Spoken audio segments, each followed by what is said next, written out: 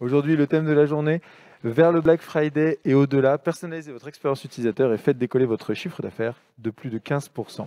Alors ça tombe bien, le Black Friday c'est bientôt, donc on va pouvoir découvrir ensemble quelles sont nos astuces et nos petits, vous allez voir, nos petits hacks pour, pour cette période de fin d'année. Alors quand tu veux, non, tu veux pas, c'est mieux.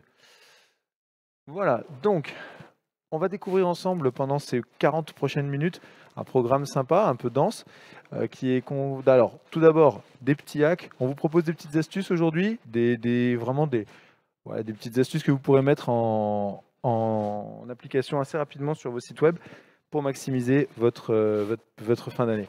Alors notamment au niveau de l'acquisition, au niveau de la conversion, de la relance, et on va parler un petit peu de tout ça à travers un cas client, qui est le cas client Espace des marques, un de nos clients chez nous.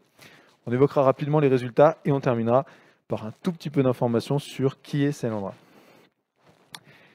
On attaque tout de suite avec les hacks autour de l'acquisition. Alors autant vous prévenir tout de suite, l'acquisition c'est pas notre métier. Chez Salandra, on n'est pas spécialement des experts de l'acquisition. Ce qu'on a vraiment voulu faire là, c'est vous donner des petites astuces, vous allez le voir, simples et efficaces, on va dire que ce sont les bonnes pratiques du milieu. Donc, mais c'est, je pense, toujours bon de les rappeler, c'est toujours utile d'avoir un petit retour. Les premiers conseils qu'on peut vous donner en termes d'acquisition sur une période qui est aussi cruciale, c'est essayer de démarrer déjà dès maintenant et de développer du contenu percutant pour votre SEO. Vous le savez, plus votre contenu sera pertinent en fonction de la cible que vous visez et donc avec des mots-clés bien identifiés qui s'adressent à vos personas, plus vous aurez de chances de remonter naturellement dans les pages du référencement Google. Les deuxièmes astuces, même chose, placez vos ads Google, vos ads Facebook ou tout autre type d'ads, placez-vous sur des niches qui vont être liées à vos promotions. N'hésitez pas à explorer des pistes et surtout, ne négligez aucun réseau social, mais adaptez votre message à chaque réseau. On ne communique pas de la même façon sur Instagram que sur Facebook, que sur Twitter, que sur LinkedIn, que sur Pinterest, que sur... Bref, vous m'avez compris. Donc, du coup, voilà, n'hésitez pas à bien adapter votre message, ça prend du temps. Et surtout, analysez tout le temps. Je pense qu'un des premiers vecteurs, vraiment de premières bonnes pratiques dans l'acquisition, c'est d'avoir cette capacité à tout le temps être en train d'analyser ce que vous faites. Exemple, vous lancez une pub Google, vous vous dites tiens, je vais me positionner sur un mot-clé, un tel mot-clé, par exemple e-commerce connect. Comment est-ce que j'évalue si ça marche? Comment est-ce que je vérifie tous les jours? Je vais voir si ma pub fonctionne. J'ai un ensemble de mots-clés déjà prêts, un plan de test, et si un des mots-clés est en chute libre, hop, j'arrête tout de suite, pas la peine de faire durer un mot-clé qui ne performe pas, je le remplace tout de suite par un autre mot-clé que j'avais identifié qui pourrait sembler pertinent. Donc n'hésitez pas à être tout le temps dans cette phase de test et de validation itérative, tout le temps. Et enfin, et ça c'est une petite astuce qu'on a trouvée il n'y a pas très longtemps, puisque j'en suis moi-même abonné il y a quelques jours, je vous recommande chaleureusement de vous abonner à la newsletter de Pierre Guilbaud. C'est à peu près la seule newsletter que j'ouvre tous les matins avec plaisir, contrairement à toutes celles auxquelles on est abonné parfois sans vraiment le vouloir, et qui vous propose des petits hacks marketing. Voilà un exemple, des petits hacks marketing tous les matins avec une solution concrète et un outil. Donc c'est c'est vraiment une bonne façon de démarrer le matin et d'avoir des petites astuces faciles à mettre en place et que vous pourrez utiliser. Voilà, ça c'était pour la partie vraiment les petites idées dans l'acquisition. Encore une fois, c'est pas ma spécialité, mais on s'est dit que dans cette période, ça pourrait toujours vous donner un petit plus. Là, on va attaquer le gros du sujet avec nos hacks sur la conversion. Là, la conversion, c'est déjà un peu plus ce qu'on aime faire chez Salandra. D'abord, une petite définition. Le marketing prédictif, qu'est-ce que c'est? Marketing prédictif, ce sont toutes les techniques qui vous permettent d'apprendre et de comprendre les comportements de navigation sur une boutique en ligne. L'objectif du marketing prédictif, c'est d'analyser en temps réel le comportement d'un internaute pour en déduire ce qui l'intéresse. Qu'est-ce qu'il a envie d'avoir? Qu'est-ce qu'il a envie d'acheter? Où est-ce qu'il se situe dans son parcours de visiteur? On parle ici d'hyper-personnalisation. Pourquoi est-ce que c'est important?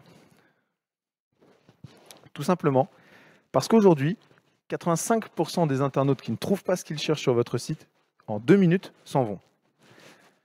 Et plus de 80% des internautes préfèrent naviguer sur des sites marchands personnalisés. Et ça, je pense que vous l'avez tous vécu.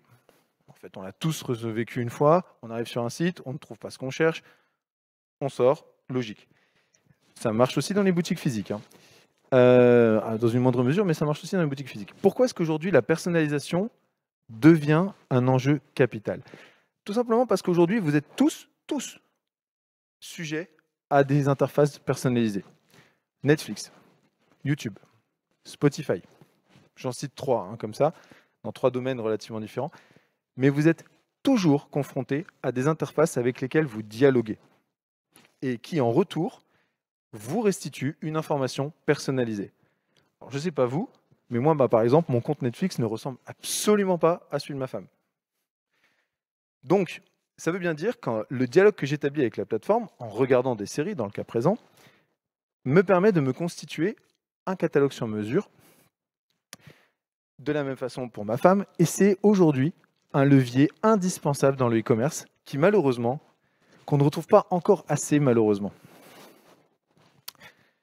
Pourquoi pourquoi avoir besoin de d'hyper-personnalisation? Eh bien, c'est tout simple. L'hyper-personnalisation, c'est un vecteur énorme pour faciliter la conversion.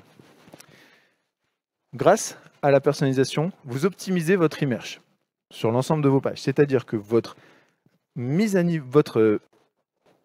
étalage de produits s'adapte en temps réel à vos envies. Vous rentrez dans une boutique et en fait, les rayons changent en fonction de vos envies. Pas besoin d'aller au 2e étage, trouver les chaussures, machin. Non, ça s'adapte automatiquement à ce que vous voulez. Vous contextualisez et vous personnalisez vos push produits. Vous maximisez la performance de vos ventes. Mais si ce n'était que ça, ça serait déjà bien. Mais si en plus, vous pouvez ajouter la fidélisation, vous obtenez un combo gagnant puisque grâce à la personnalisation, c'est vraiment la raison pour laquelle vous revenez sur YouTube, sur Netflix ou sur Spotify. Parce que chaque fois, les plateformes vont être en mesure de piquer votre curiosité pour découvrir du nouveau contenu qui vous correspond. Et là, c'est pareil. Je pense qu'aujourd'hui, dans le e-commerce, Amazon a été précurseur en 2012 quand il est arrivé en France. Ils ont poussé de la recommandation, ils ont démocratisé l'essor des recommandations personnalisées, de la personnalisation des interfaces. Aujourd'hui, on est à un moment où on peut aller encore un cran plus loin. Et on va voir un petit peu ensemble comment. On en parlait. Premier levier de personnalisation, première chose, les recommandations personnalisées. Logique. Vous avez tous été confrontés à les clients qui ont acheté ceci ou ont aussi acheté cela. Nous vous recommandons, le grand classique, nous vous recommandons qui ne veut rien dire et que vous ne savez pas pourquoi on vous recommande quelque chose, mais ça ne veut strictement rien dire, mais vous y avez forcément été confrontés. Eh bien, ça, les recommandations personnalisées, c'est vraiment le premier levier. Maintenant, il y a recommandations personnalisées et recommandations personnalisées. Vous, aujourd'hui, dans vos boutiques, qu'est-ce que vous faites? En général, parce que maintenant, quand même, on a l'habitude, on trouve de l'upsell, c'est-à-dire proposer des produits de la même catégorie, mais dans le cran un peu plus cher, ou du cross-sell. Ça, c'est bon. Tout le monde le fait. On est bon. Par contre, est-ce que vous êtes capable, rapidement, et avec les outils dont vous disposez, de proposer des produits en promotion liés aux derniers achats de l'internaute? C'est-à-dire qu'en temps réel, vous allez chercher dans votre base les produits en promo. Je parle bien du Black Friday, on reste sur cette dimension Black Friday. Les produits en promo qui vont intéresser l'internaute parce que ces derniers achats sont liés. Ça, c'est déjà plus difficile. Est-ce que vous serez capable de proposer ces produits préférés en promotion? Donc encore une fois, est-ce que vous serez capable d'aller chercher dans votre catalogue les produits qui correspondent à ses envies et qui sont en promotion pendant le Black Friday? Parce que, on ne l'a pas dit là, mais je vais insister sur ce point. Franchement, quand on arrive dans ces périodes de Black Friday, vous ouvrez n'importe quelle page de n'importe quel site. Mais c'est la foire fouille, le truc. Il y en a partout. On a de tout. Moi, j'ai eu droit à des rasoirs, Blu-ray, des Cookéo et des fois des couches. Tout ça en une même page. Bon, c'est pas hyper personnalisé, c'est pas très très adapté à ce que je recherche. Les Blu-ray à la limite. Mais franchement, c'est pas toujours pertinent. Et enfin, un dernier point. Ça, c'est un point essentiel.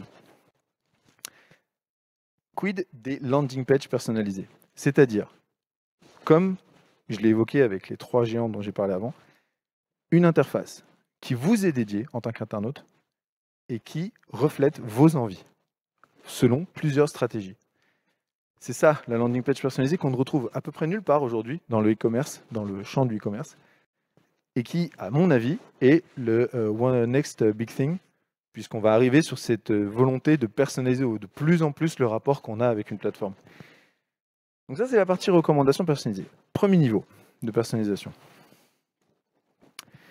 Maintenant, il y a un deuxième niveau qui est très utile, c'est le tri des pages catégories. Alors, vous le savez, les pages catégories, c'est comme quand vous rentrez dans le rayon d'un supermarché. Vous les avez tous jusqu'au bout, devant vous. Et vous connaissez les règles en supermarché. Il y a les produits qui sont placés à hauteur des yeux, qui sont les produits généralement qui sont mis en avant ou en tête de gondole juste avant le rayon.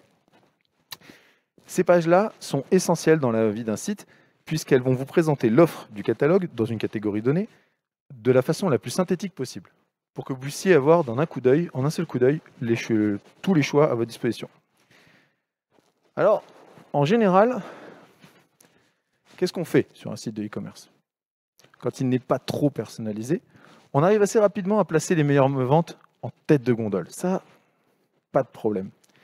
Mais est-ce qu'on est capable d'adapter la tête de gondole à chaque client? Vous entrez sur le site et votre tête de gondole est triée selon vos affinités. Imaginons, vous êtes sur un site de literie, vous avez acheté, quelques jours, un oreiller anti-acarien. Oui, vous avez des problèmes avec les acariens, ça arrive. Vous arrivez dans la page catégorie des couettes. Puisque vous cherchez des couettes, il va falloir une couette à un moment donné. C'est la couette anti-acarien qui remonte, spécifiquement pour vous. Alors que pour quelqu'un d'autre, ce ne serait pas celle-là. Ça, c'est un levier important. Ou alors, tout simplement, selon votre historique. Vous avez déjà vu la couette anti-acarien, elle remonte, elle se positionne en tête de gondole parce que vous l'avez déjà regardée. Et donc, c'est un petit rappel qui va être susceptible de déclencher chez vous l'achat. Donc ça, on l'a vu ensemble.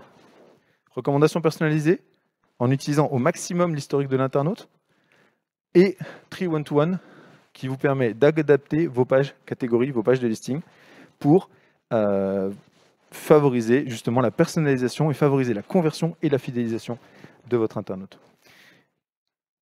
Ok, notre internaute, super, il a acheté, ou du moins il a mis au panier, mais on veut le relancer, on veut l'accompagner, parce qu'une fois qu'il est sorti de la boutique, ça ne s'arrête pas là.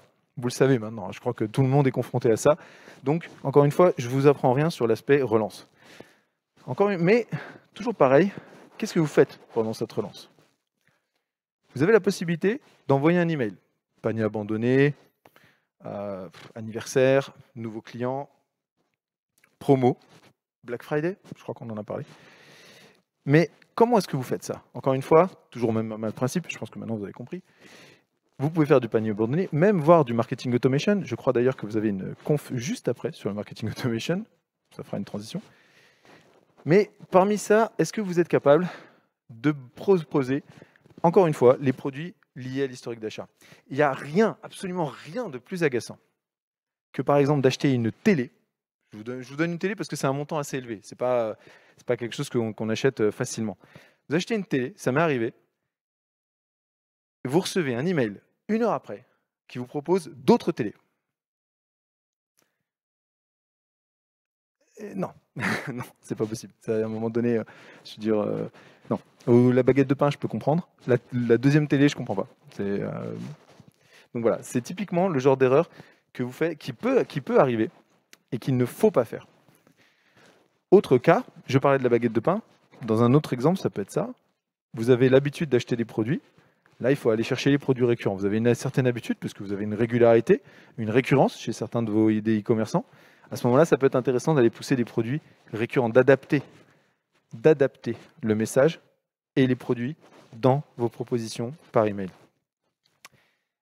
Toujours pareil, personnalisation. Là, on aborde un sujet qui est plus touchy, parce que jusqu'ici, on a abordé des choses que vous connaissez, que vous avez déjà touché du doigt. j'ai mis en évidence le côté personnalisation, mais vous avez déjà touché du doigt tous ces éléments-là. Là, on va aborder quelque chose d'un peu différent. La segmentation comportementale, c'est un nouveau levier dans le cadre de la relation entre une marque et ses clients. Pourquoi? Aujourd'hui, quand vous faites de la segmentation, en marketing, vous le savez, vous faites de la segmentation basée sur des critères qui sont classiques. Genre, âge, ville, catégorie socio-professionnelle, et ainsi de suite. Ces critères-là vous permettent d'affiner une cible, de la déterminer, et ensuite de la relancer selon ce que vous estimez être le plus pertinent. Vous élaborez des théories, et vous espérez qu'elles soient justes en faisant des tests A/B. Avec la segmentation comportementale, ça ne marche pas comme ça. Vous laissez l'intelligence artificielle qui se cache derrière ces algorithmes-là travailler, apprendre en continu, et elle va vous proposer des communautés, des segments non supervisés. Ce que ça veut dire, c'est qu'elles vont évoluer au fur et à mesure du temps. Là où ça a de l'intérêt, c'est que vous allez avoir des communautés de personnes, des groupes de personnes, dont vous ne pouviez pas supposer au départ qu'elles pourraient être reliées ensemble. Pourquoi? Parce qu'on va mettre en place des systèmes d'affinité entre ces personnes. On évalue, selon les cas, pourquoi est-ce qu'on les rapproche? Est-ce que c'est sur la base de leurs achats? Est-ce que c'est sur la base d'un partage? Est-ce que c'est sur la base, en tout cas, de comportements constatés? Et ensuite, à partir de là, on utilise le catalogue client pour ressortir de l'information, pour faire comprendre qu'est-ce qui motive ces communautés. Et là, vous avez un vrai game changer. Pourquoi? Parce que vous allez relancer les personnes, cette fois-ci, vous allez les identifier. Mais finalement, ce n'est pas vous qui faites l'hypothèse au départ. Vous faites un constat. À partir de ce constat, vous êtes en mesure de relancer efficacement. Puisque si une personne se trouve dans une communauté et que, par exemple, vous le verrez un petit peu plus tard dans le cas de client, elle aime le joueur de foot Mbappé, il n'y a aucun doute. Donc si vous avez un contenu qui touche de près ou de loin le PSG, vous allez l'intéresser. Donc vous ne faites plus des suppositions, des hypothèses que vous testez au fur et à mesure, vous faites un constat et vous agissez. Et c'est tout l'intérêt de la segmentation comportementale. Comme je le disais, aujourd'hui, vous faites de la segmentation classique, mais est-ce que vous êtes capable aujourd'hui d'analyser l'audience de votre audience à partir de son comportement et d'utiliser du machine learning non supervisé? Alors, je vous ai expliqué ce que c'était à l'instant. Ce sont vraiment des questions qu'on peut se poser qui vont amener le cas client dont je vous ai parlé à l'instant. Le cas client, c'est espacedesmarques.com. Espace des marques, c'est un pure player qui existe déjà depuis maintenant quelques années, qui est expert en déstockage depuis plus de 10 ans. Alors, vous pouvez aller voir sur le site, il est en ligne actuellement, et ça se passe très bien. Ils attendent une fin d'année assez punchy. Et il y a quelques années, c'est-à-dire en 2018, je vous passe la présentation du client. Donc, grosso modo, c'est du prêt-à-porter. C'est du prêt-à-porter déstocké, donc de grandes marques. Vous avez vraiment de tout, avec des arrivages réguliers. Donc, un site qui est très vivant. On les a rencontrés en 2018 à la Paris Retail Week, qui n'a pas eu lieu cette année, vous le savez. Et ils sont venus avec une demande très simple. Ils nous ont dit, écoutez, nous, le site marche bien. En acquisition, ça se passe bien. En chiffre d'affaires, on est pas mal. En taux de conversion, on peut faire mieux. Et surtout, il faut qu'on personnalise l'offre pour tout casser au Black Friday. Seulement, je ne sais plus, vous voyez un petit peu, la Paris Retail Week en 2018, elle s'est passée fin septembre. Pour être prêt pour le Black Friday, on va compter quand même 2 semaines avant, histoire d'être sûr que tout est en place. Donc, ça nous laisse un laps de temps pas très très gros pour pouvoir estimer si on est bon. Ça nous laissait 3 semaines de battement pour mettre en place des recos, déterminer des segments via la segmentation comportementale, les analyser et les relancer pour préparer le Black Friday. Donc oui, je le disais, je suis allé un peu vite, mais effectivement, c'était un peu ça. Proposer, donc je le disais, une expérience d'achat sur mesure à leurs clients, déstocker aussi les produits, les aider à déstocker et mettre en avant les nouveaux arrivages. Bon, il n'y a pas énormément de suspense, vous vous doutez bien qu'on a réussi. Ce qui était intéressant, dans un premier temps, ce qu'on a fait, et on l'a fait très très vite, puisque finalement on est tombé d'accord sur le fait de démarrer quasiment instantanément, on a mis en place un système de tracking. Alors, ne vous inquiétez pas, un système de tracking, ce n'est pas Big Brother automatiquement. Je ne dirais pas que c'est anodin, mais ce n'est pas forcément intrusif. Pourquoi? Parce qu'il est anonyme. Tout simplement. Aucune information nominative ne transite. Aucune. Pas d'email, pas de nom, pas de prénom, aucune info, pas d'IP, pas d'adresse IP. On utilise bêtement un numéro. Donc, aucune information ne transite. On n'est pas relié à une base de données de réseau social type Facebook ou autre. Donc vraiment, le minimum d'informations possible transite sur nos serveurs et nous informe en temps réel du comportement des internautes. Monsieur XVW25 a consulté un produit, l'a mis au panier, il l'a acheté. Et ainsi de suite, et ainsi de suite. Donc ça, c'était la première chose.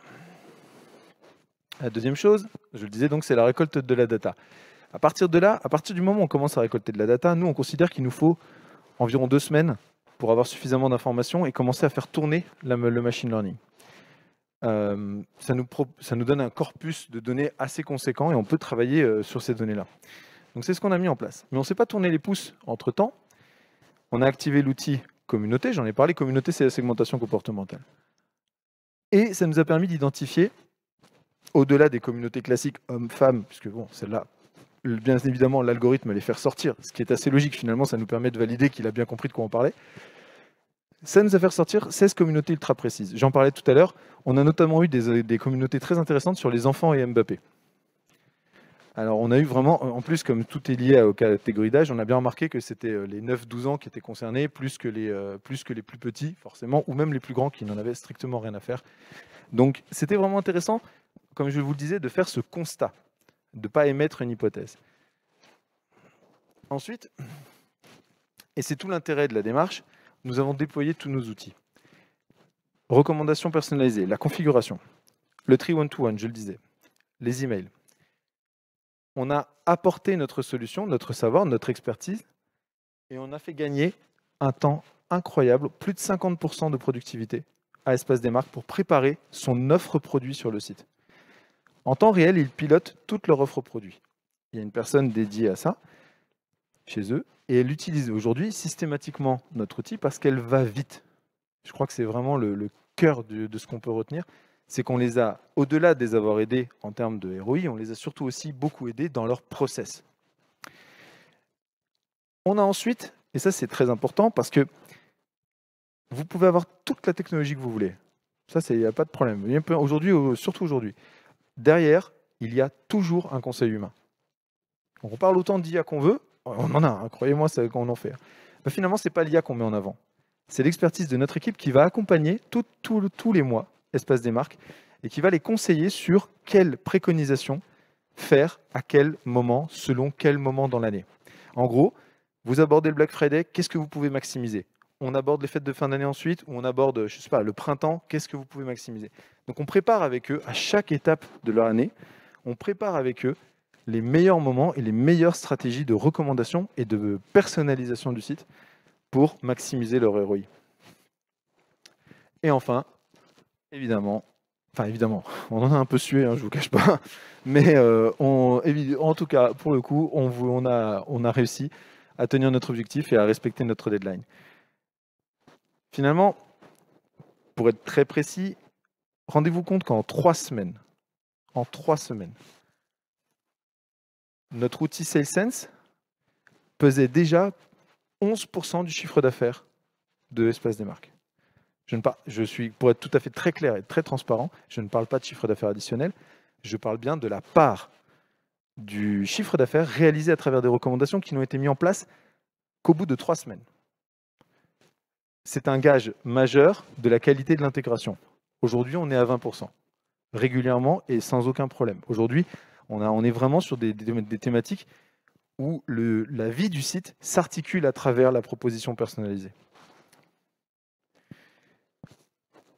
Plus de 120 000 clics sur recommandation et, je l'ai dit, en 3 semaines, on a réussi donc à personnaliser le site et à fournir des outils et à adapter des process en un temps vraiment court. Bon, je ne vous cache pas une chose, soyons tout à fait clairs. Espace des marques a été très, très, très moteur aussi.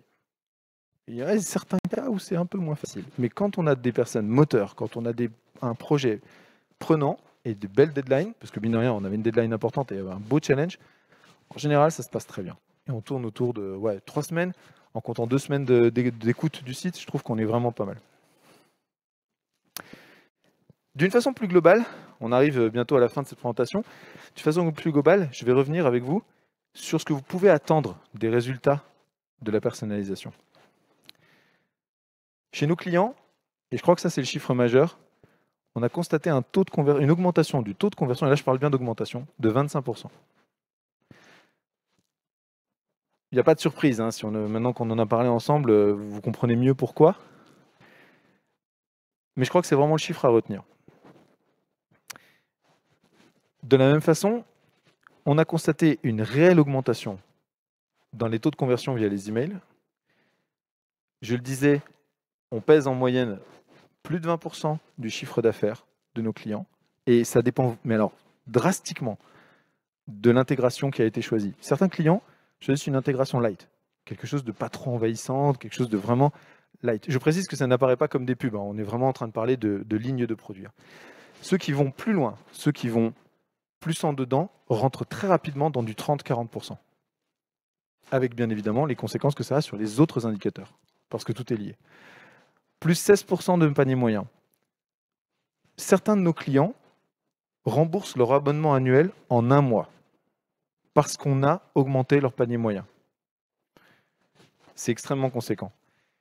Et enfin, selon le secteur d'activité, je précise parce que là, pour le coup, c'est quand même important, si vous travaillez dans un secteur d'activité où vous savez qu'il y a une forme de récurrence des achats, j'évoquais l'alimentaire tout à l'heure, c'est un bon exemple, 28% des nouveaux achats recommandés, deviennent des achats récurrents. C'est ce qu'on a constaté chez nos clients. Ce qu'on dit moins, qui est moins quantifiable, mais qui est réel, c'est qu'au-delà de travailler sur des chiffres, on a une vraie amélioration de l'expérience utilisateur. Elle se personnifie, elle devient sur mesure, et j'en suis sûr, vous êtes tous concernés, puisque à un moment donné, vous avez tous maintenant, en 2020, je peux le dire, quand je les disais en 2012, c'était compliqué, hein. Je ne vous cache pas que j'avais personne qui m'écoutait, pour le moment c'était petit. Mais en 2020, tous, vous avez été confrontés à une expérience utilisateur sur mesure. C'est garanti, quel que soit le site que vous ayez utilisé.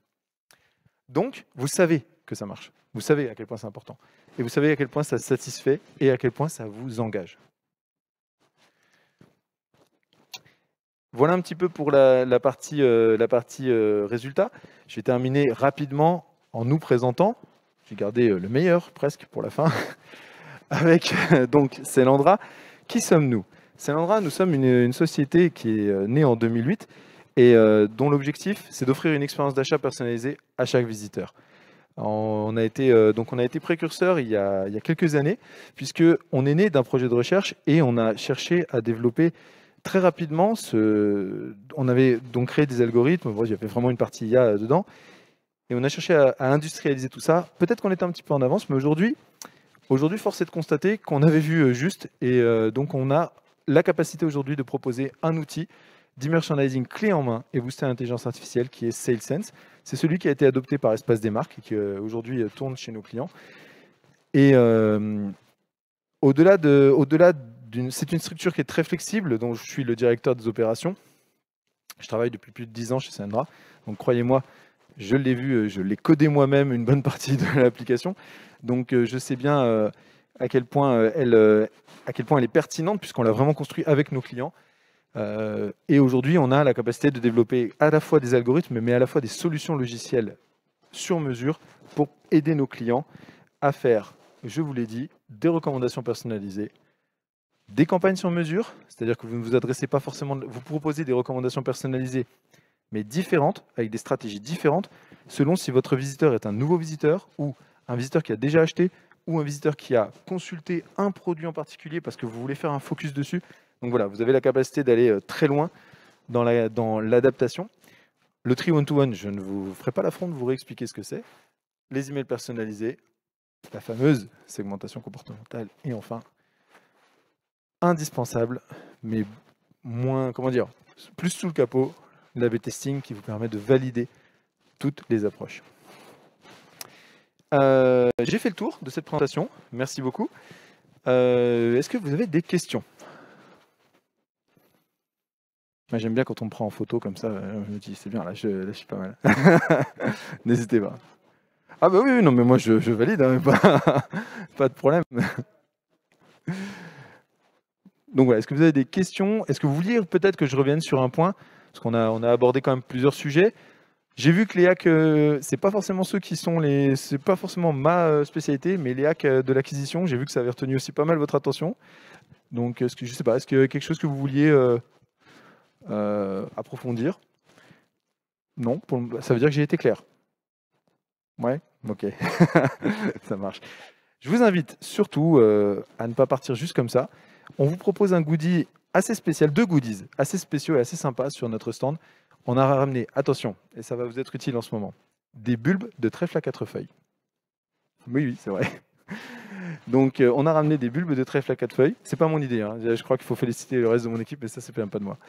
Et des tote bags super stylés. Donc, n'hésitez pas à passer nous voir donc, on est juste là à la sortie ou à l'étage si vous avez besoin de discuter e-commerce, personnalisation, ou si tout simplement vous avez la main verte. Je vous remercie beaucoup.